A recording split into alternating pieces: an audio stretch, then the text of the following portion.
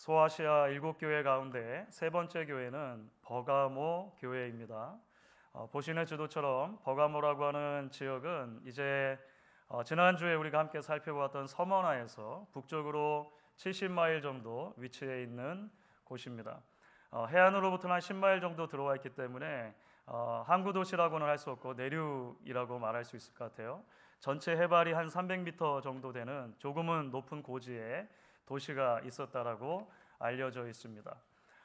고대 버가모와 관련해서 수많은 유명한 것들이 있지만 그 중에서도 먼저 도서관을 언급할 만한 것 같아요.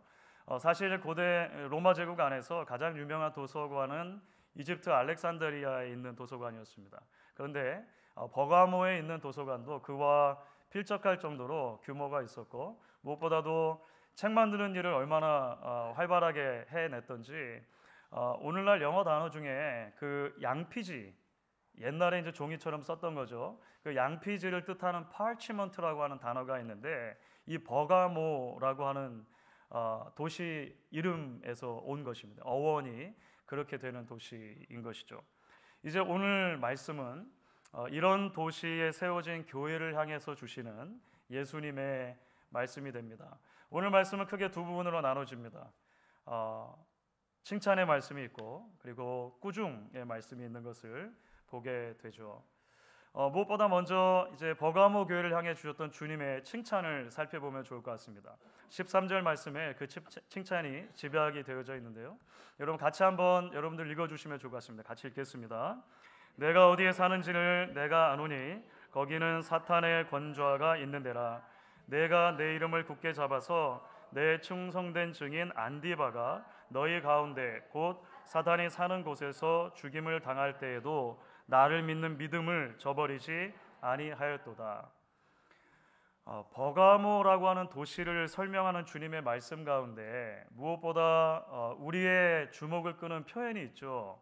사탄의 권좌라고 하는 표현이 오늘 말씀에 사용됐습니다. 좀 독특한 표현입니다. 사탄의 권좌, 또 사탄이 사는 곳, 이렇게 두 번이나 13절에 이 표현이 집중되는 것을 보게 됩니다. 말 그대로 사탄의 왕좌, throne of Satan이라고 그냥 바로 번역할 수 있습니다. 사실은 좀 아리송한 표현이긴 합니다. 그래서 여러 학자들이 이 도대체 사탄의 권좌라는 게 무슨 의미인가 다양한 의견들을 내놓았는데요. 모두 다 열거할 수는 없는데 공통적으로 강조되는 것은 버가모 역시 고대 여러 도시들과 같이 유력한 도시들과 같이 우상 숭배와 황제 숭배의 도시였다라고 하는 것은 공통적으로 지적하는 것 같아요. 그러니까 수많은 그리스 로마의 신전들이 이제 버가모 도시에도 있었고, 특별히 로마 황제와 통치자들을 신격화해서 그들을 섬기는 신전들도 있었던 것 같습니다. 그런데 여러분, 이제 특별히 이 버가모라고 하는 도시와 관련해서 주목해 볼 만한 지점이 있는 것 같아요. 그것은 몇몇 기록들을 통해서 나타나는 그곳의 신들과 통치자들을 불렀던 특별한 용어입니다. 헬라어로는 소테르라고 하는 용어인데요, 구원자라는 표현입니다. Savior, 구원자라고 번역될 수 있는 표현입니다. 버가모 도시의 가장 높은 곳에 제우스 신전이 있었거든요. 그런데 당시 사람들은 그 제우스를 뭐라고 불렀냐면 제우스 소테르라고 불렀습니다. 구원자 제우스 이렇게 부른 거예요. 구원자 제우스. 버가모의 여러 신전들 중에서 아마 가장 유명한 것 중에 하나는 아스클레피오스 신전입니다.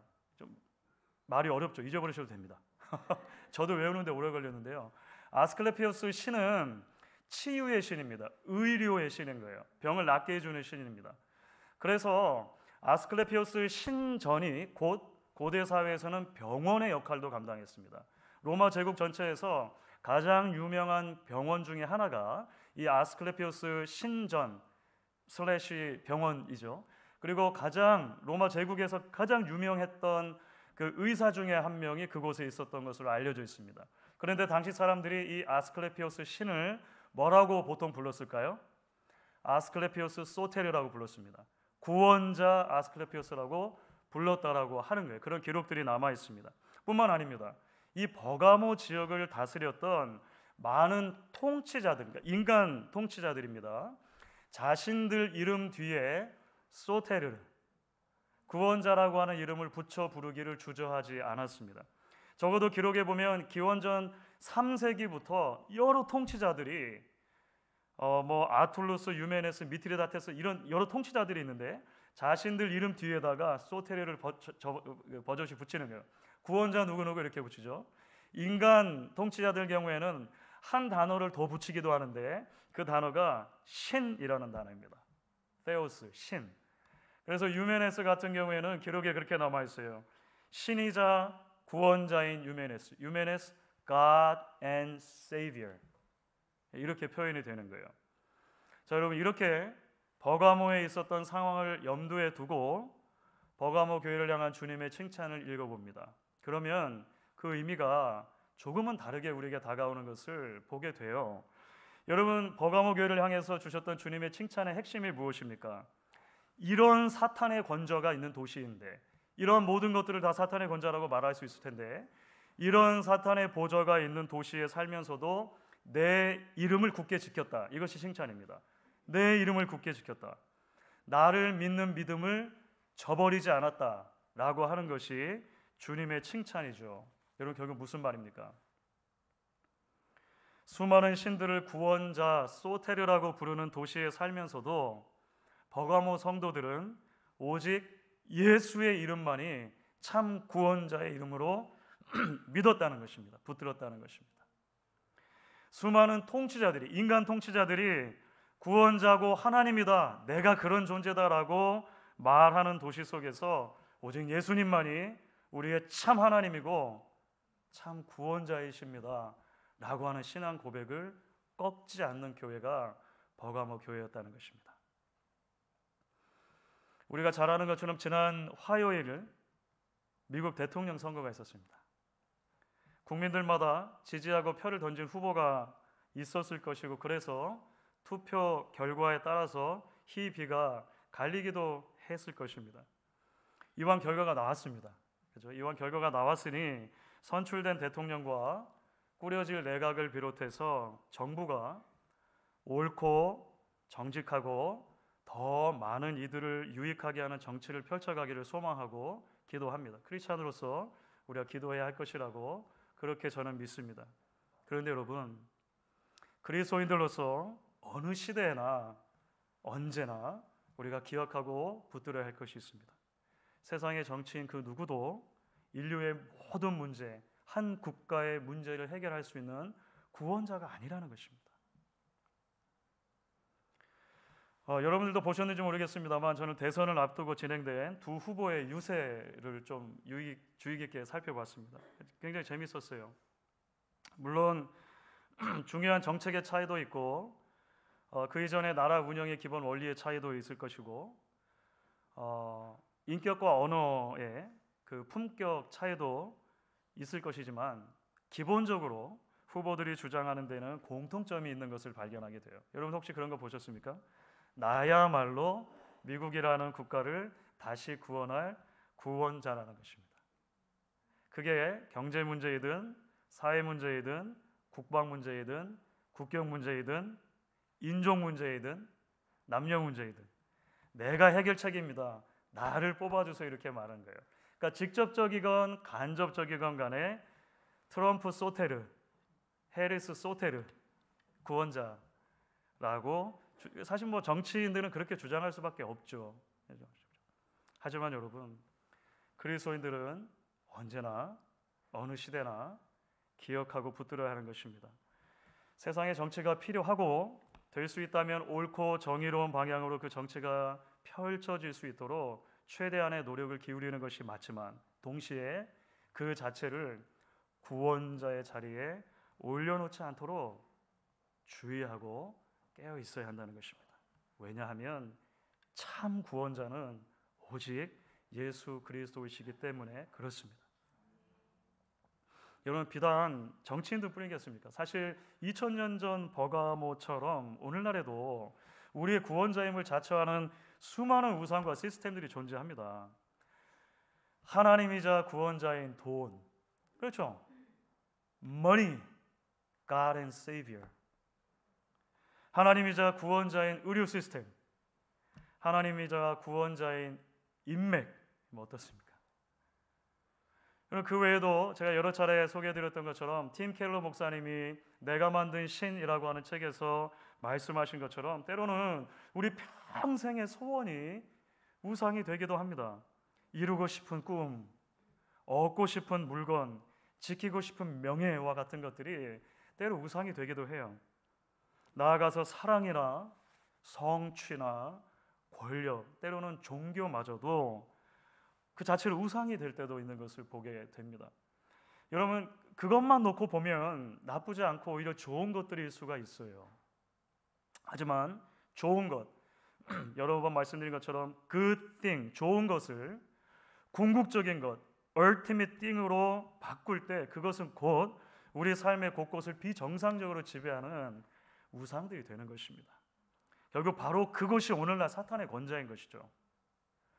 우리가 하나님의 통치보다도 우리의 삶을 더 많이 지배하고 우리의 삶에 더 많은 영향을 미치도록 내어주는 모든 자리들이 지금 우리 안에 존재하는 사탄의 보좌, The Throne of Satan이라고 하는 말이 됩니다. 그러므로 오늘 버가모 교회를 향해 주시는 주님의 말씀은 여러분의 삶의 구석구석에 또아리를 틀고 있는 그런 사탄의 왕좌는 없는지 돌아보게 합니다.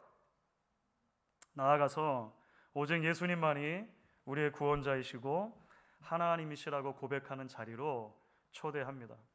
주 안에서 사랑하는 여러분, 우리가 설교 전에 찬양했던 찬송가 91장처럼 예수의 이름이 세상의 소망입니다.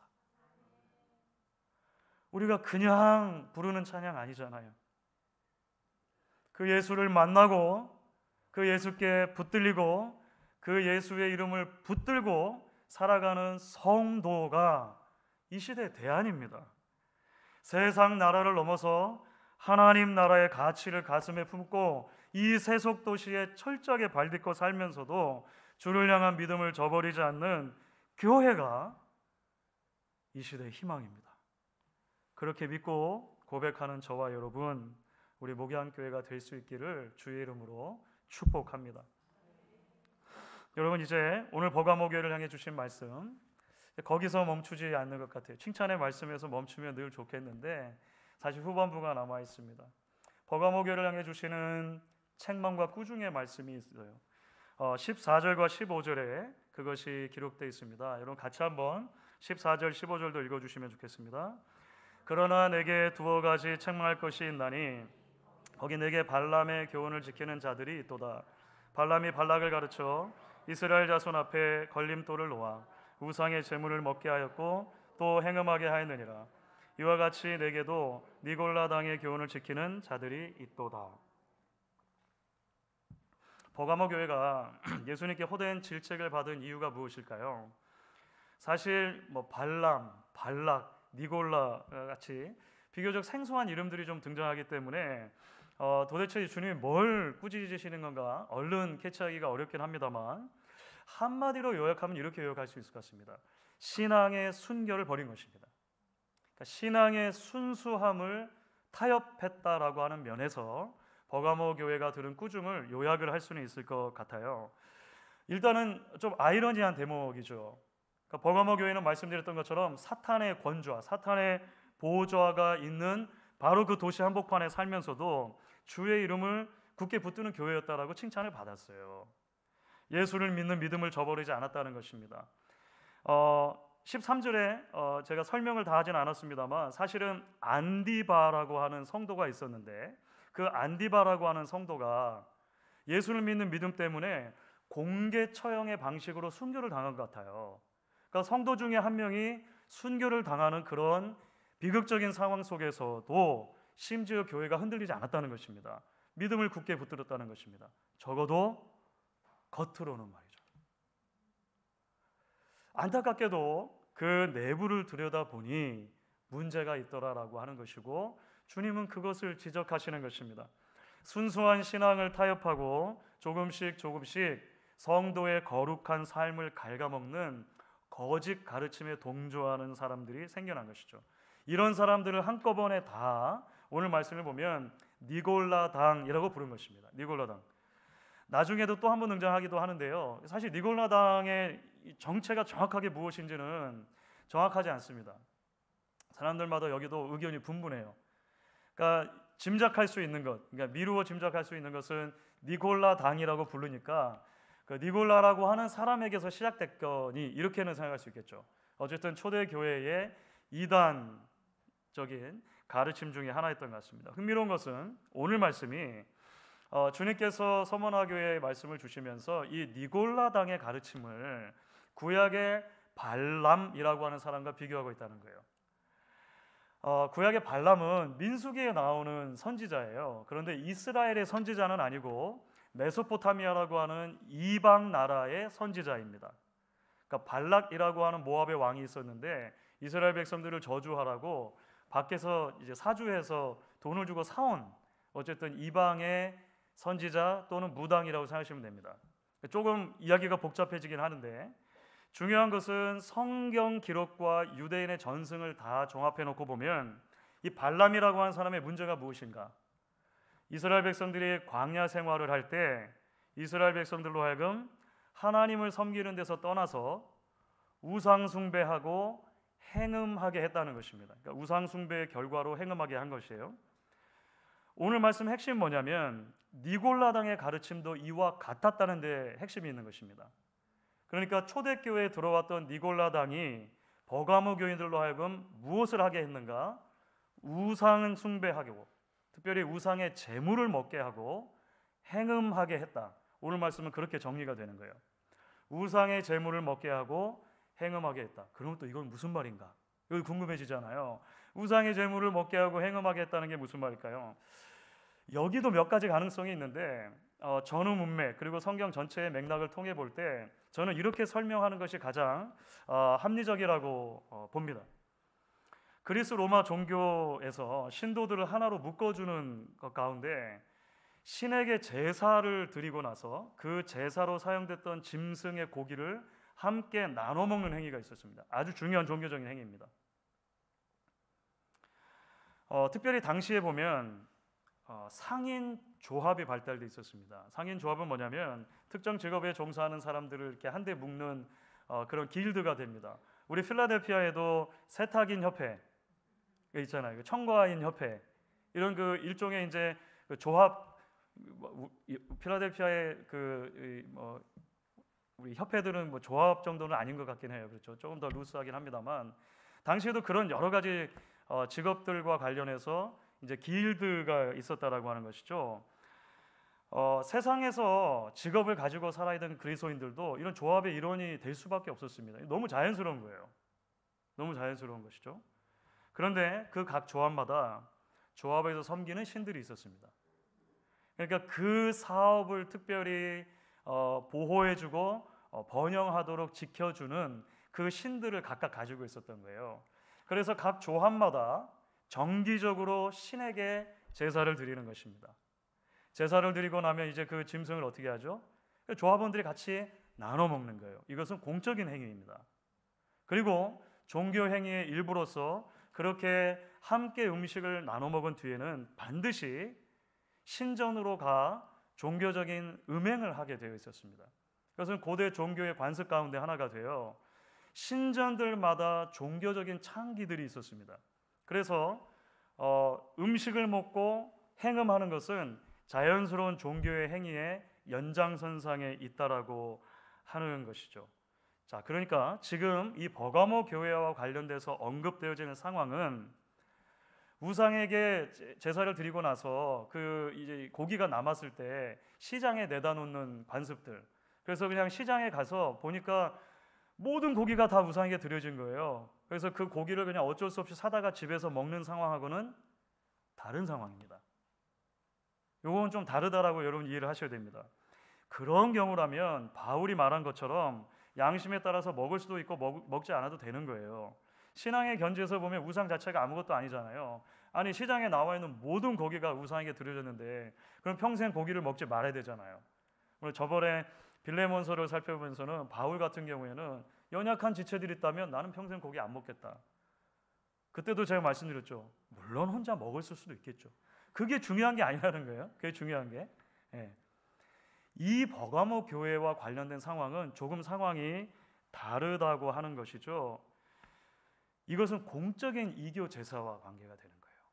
그러니까 여기서 제물을 먹는다라고 하는 것은 곧 이교의 신을 인정하는 것이 되는 것이고 자연스럽게 종교적인 행음으로 이어질 수밖에 없는 자리가 되는 것입니다. 자, 여러분 어떻습니까? 여러분이 만약에 1세기 버가모 교회 성도라면 조합에서, 그러니까 내가 속해 있는 조합에서 정기적으로 제사를 드리는데 제사를 드리는 날마다 고민이 되시겠습니까? 안 되시겠습니까? 고민이 돼야 정상이죠.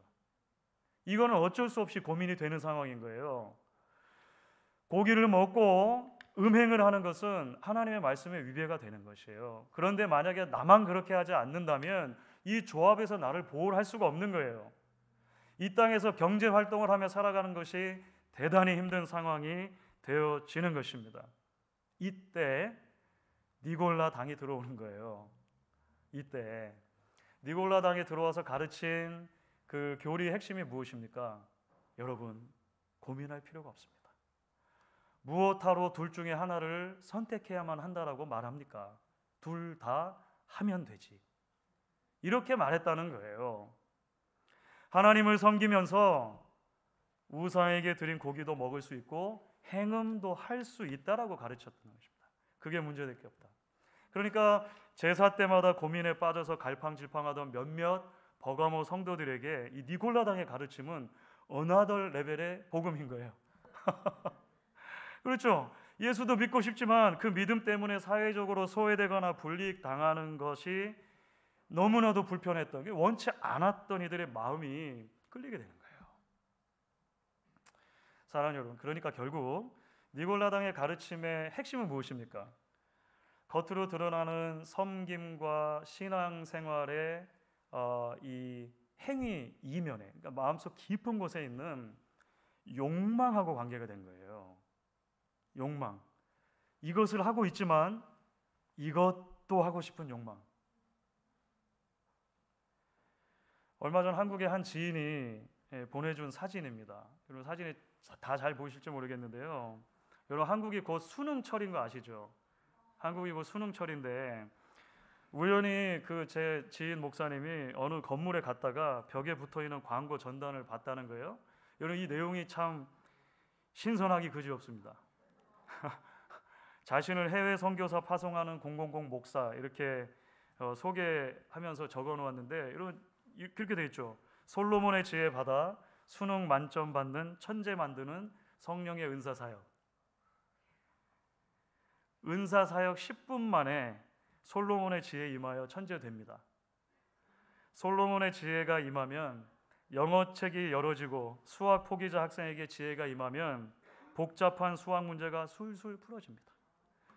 솔로몬의 지혜가 임하면 기억력이 놀랍게 발달되어 수능 시험을 볼 때 공부했던 내용을 생각나게 하여 높은 수능 점수를 받게 됩니다.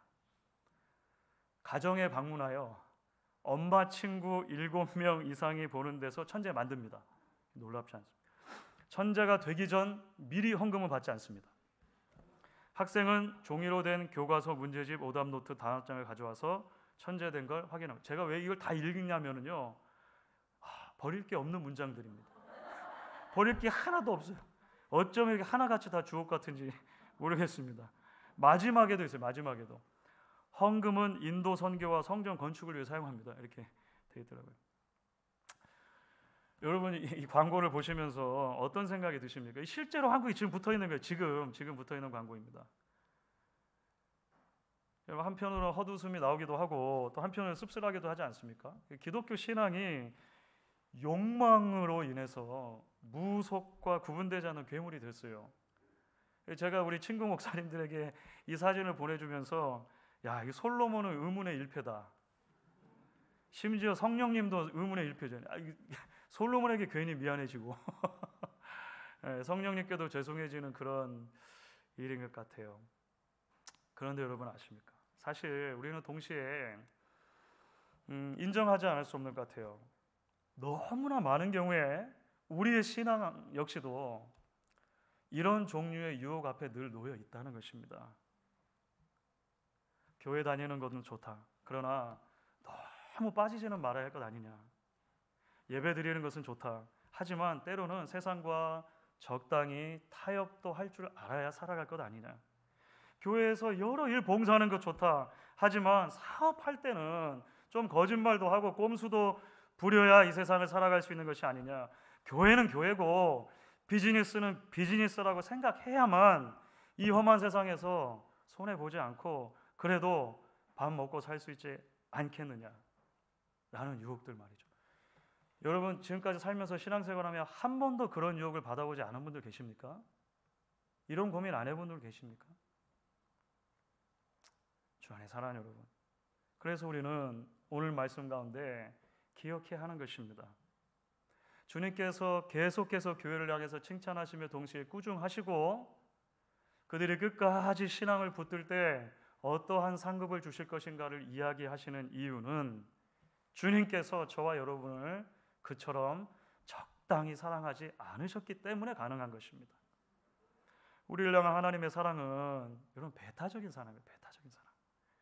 하나님과 우리 사이에 또 다른 사랑의 대상을 두지 않기로 주님께서 결심하시는 사랑이 주님의 죄인들의 발을 씻어주시는 사랑이신 것이죠. 여러분 그래서 어거스틴이라고 하는 초대교회 이제 교부 중에 한 명이 이런 이야기를 합니다. 하나님은 이 세상에서 사랑할 사람이 단지 한 사람밖에 없는 것처럼 우리 한 사람 한 사람을 사랑하신다. 하나님은 나와 다른 것을 함께 택하시는 것이 아니라 나를 택해 주시는 거예요. 나를. 이 세상에 나 하나밖에 없는 것처럼 나를 사랑하시기 때문에 주님은 교회를 향해서 오늘 말씀하시는 것입니다. 그러므로 회개하라. 왜 회개하라고 하십니까? 주님이 끝까지 붙들어 주시겠다는 것이죠. 그리하지 아니하면 내가 내게 속히 가서 내 입의 검으로 그들과 싸우리라. 신앙의 순결을 지켜라. 끝까지 인내하며 승리하라 초대하시는 것입니다. 감추었던 만나, 그 이름이 적힌 것 외에는 아무도 알 수 없는 그 신비한 이름이 적힌 흰 돌, 승리 약속입니다. 은혜의 보장이죠. 주시겠다는 것입니다. 그렇기 때문에 사랑하는 여러분, 오늘 우리가 버가모 교회에 주시는 말씀을 들을 수 있는 것이 그 자체로 은혜라고 여러분들 아셔야 됩니다. 이 칭찬을 21세기를 살아가는 우리 2000년이 지난 우리가 들을 수 있고 그 꾸중을 들을 수 있는 것이 소망이라고 하는 것이죠. 주님께서 여전히 교회를 향한 사랑을 멈추지 않으시고 우리를 붙들어 주시겠다 약속하시는 주의 말씀이기 때문에 그렇습니다. 오늘 찬양했던 것처럼 부르심과 택하심을 후회하지 않으시겠다. 승리하신 주님이 우리에게 말씀하시는 선언이기 때문에 그렇습니다. 오늘도 부활하신 주님이 우리를 부르시는 이 초대에 믿음으로 응답하며 우리도 우리 손 잡아주시는 주의 손만을 굳게 붙들고 믿음을 지키며 나아가겠습니다. 고백하는 저와 여러분 되실 수 있기를 주의 이름으로 축원하겠습니다.